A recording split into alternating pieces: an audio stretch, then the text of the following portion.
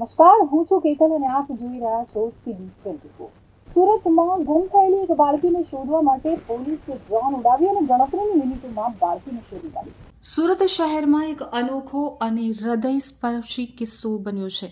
Drone ટેકનોલોજીનો પ્રથમવાર ઉપયોગ કરી અને પોલીસે માત્ર મિનિટોમાં જ ગુમ થયેલી એક 8 વર્ષની બાળકીને શોધી કાઢી છે। 3 એપ્રિલના રોજ ઉધના વિસ્તારમાં રહેતા પરિવારની 8 વર્ષની બાળકીને ભણવા બાબતે માતાએ ઠપકો આપ્યો હતો। બાદમાં ગુસ્સે ભરાયેલી બાળકી હું રમવા જાઉં છું કહી અને ઘરેથી નીકળી ગઈ હતી। લાંબા સમય સુધી બાળકી ઘરે પરત ન ફરતા માતા પિતાએ શોધખોળ શરૂ કરી હતી। બાળકી ન મળતા માતા પિતા ભારે ચિંતામાં મુકાઈ ગયા હતા અને આખરે ઉધના પોલીસ સ્ટેશન દોડી ગયા હતા।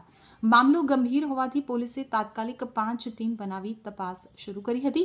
કલાકો સુધી 25થી વધુ સીસીટીવી ફૂટેજ સ્કેન કર્યા બાદ બાળકી ઉધના BRC પોલીસ ચોકી પાસેથી વિજયાનગર શાક માર્કેટ તરફ જતા જોવા મળી હતી।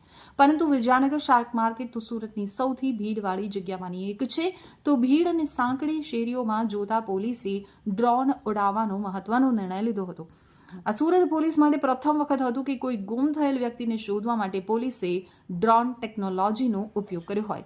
લગભગ 45 મિનિટમાં ડ્રોનની મદદથી અંદાજિત રાત્રે 10 વાગે બાળકીને શોધી કાઢવામાં આવી હતી।